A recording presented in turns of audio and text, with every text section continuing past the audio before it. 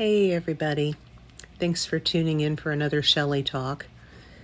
And I have something that's been kind of on my mind for the last few days.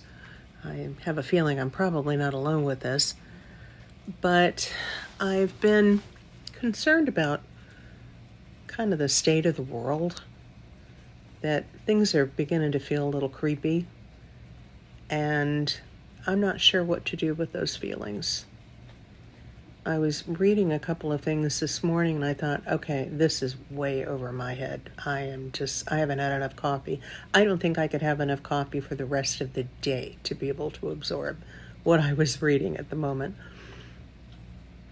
And feeling overwhelmed, my mind was just kind of going through a time when I felt really overwhelmed. And how I got through it. So this happened in 2008. I was in a bank robbery. I was living in Indiana at the time and working part-time at a bank while I was finishing up some coursework at Purdue. It was a Saturday morning and I was bagging up cash. My vault door was open, my vault door, but nobody could see that except for us, because it was in the drive-through area. So there I am, I'm bagging, nobody can see me, and this guy comes in at 9:03 and jumps the counter. It was the worst case scenario that any teller will talk to you about and say this is what they never want to have happen. But what they teach you how to get out of, we all have to go through some sort of training as far as robbery prevention and what to do after a robbery and how you're supposed to not talk to each other afterwards so you don't taint your testimony, that sort of thing. So you go through a lot of training. And so one of the tellers looks at me and goes, and I said, what? And I went and I peered around the corner. I'm holding the bags, and he slams right into me. And all I remember seeing is that he was wearing a dark hoodie and carrying a Glock. I could tell that it was a Glock because I'd watched enough SVU that I just knew it was a Glock. So anyway, he tosses me to the floor. Actually, it wasn't a toss, it was more of a slam. Picture wet cement. And he puts the gun up to my head. Now his hands are shaking. The thing that worried me most was the fact that his hands were shaking and he had his finger on the trigger. He's screaming at the other girls to get this and get that and sit down and, shut up and all of these things. And every sentence seemed to end with the B word. And I remember thinking two things as I was laying there on the floor, my face down, was I was working for a very large bank. I mean, it encompassed several states, lots and lots of branches. And this carpet was so horrible and so thin and cheap that you would have been embarrassed to put it on your patio and have your neighbors see it. That's how bad it was. The other thing that I was thinking, oh, and by the way, my face was like right in it and it's scratchy. But I think that was kind of like a defense mechanism maybe for me. Think about something else. Because the next thing that went through my head was, please God, don't let me die on this floor. Not like this. And I felt this very cool hand press on my left shoulder. And I heard him say, and I'm pretty sure it was a him, be still. He'll be gone soon. Be still. So I was. And he finally got what he came for. And once he stuffed it into that bag that he had, over the corner he went. The thing that, or no, over the counter he went. Sorry, didn't say that right.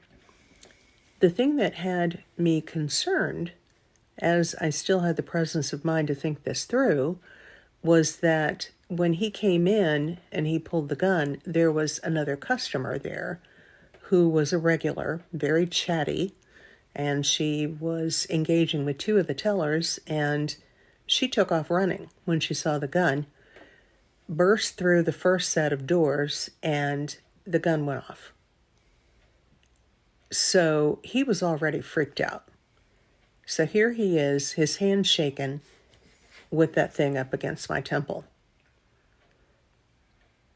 The one thing that I was thinking is, please God, don't let her dial 911. I mean, what if she's sitting out in her car and calling the police? The last thing you want to do is have law enforcement show up and you've got a freaked out robber inside. Give him what he wants and let him go. They have little traps that they want tellers to use to try and get help or help them apprehend the person after they leave. They have a dye pack, of course, that they want you to put in the bag, and I can't imagine that that fools too many people. It's too heavy. And the other thing is a little wad of 50s, usually, that you put inside a little clip. When you pull that money out, it makes a little click. And in a silent lobby, which my first bank robbery here in Florida was completely silent, he would have heard that. And there's no way that I'm going to sacrifice my life so that they can find somebody who robbed my drawer of a couple of grand. You know, that's what bonds are for. So the one thing that I was praying is that that woman did not call 911, because then we'd be stuck with him. And then what? The one thing that no robber wants is to have to hurt somebody. They just want the money. So thankfully, nobody showed until, I don't know, maybe 5 or 10 minutes later. I don't know where all the cops were, but he was out. And as soon as the door shut, one of the girls said, he's gone. They tried to get me up. And no, don't touch me right now. I'm crawling underneath the counter and kind of huddled up in there and just tried to get my breath because I didn't want to have anybody touch me or talk to me until I could get myself pulled together. But I guess the point that I'm making with this story is that we all got through it. We were trained to get through it. We acted as a team, and we managed to get through it. In the end, I'm sure that some of us had to have therapy for the PTSD. I know I did.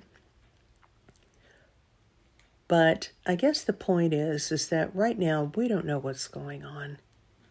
There has been so much thrown at us in the last few days. I don't think that anybody has a clue what's going on except those that are doing the throwing. And so here we sit. And I keep remembering what President Jimmy Carter said, and I'm going to refer to this a lot, so just, be ready for it, because it was probably some of the best advice I was ever given. The church, Maranatha Baptist Church in Plains, Georgia, was packed that morning with people who were like me during the first administration, and they were worried. And so the president said, you can't do anything by yourself, but you can do little things to make a community, and then you have the ability to make change. Be a beacon in your community. Do something nice for a neighbor. Join something. Be a part of a group of people. Don't be alone with your thoughts and your fears. But get out there and take some action. Even if it's only just emerging from the house and making some buddies. Because eventually those buddies are going to possibly be the community that we need to help us make decisions about the future. And you can never really have too many friends, good ones anyway. So I thought that that was profound advice, because eventually it's not going to be one person that takes care of all of this. It's going to be a lot of people. We instinctively know who we are. We know what we believe, even though right now we're trying to figure all of that out because of all the noise around us. But we know what we believe. We instinctively know what we've been taught and what we believe in this country, what our abilities are, and where we need to improve. We know this already. So this is not over by any means. Not at all. So as you go through feeling like you're helpless, you're not. You're not. Be a part of community. Get some buddies. Do some things. Make somebody happy. Even if it's only for a couple of minutes, add something to the neighborhood around you. Make community, because it's when we're all together is when we are able to make change. So with that, I just wanted to point out that the girls that I worked with, we were a team, and we were able to get through it. So let's be a team. Let's get through it. I really love you guys a lot.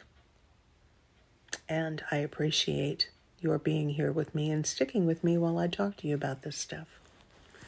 So I hope you have a good day. Peace.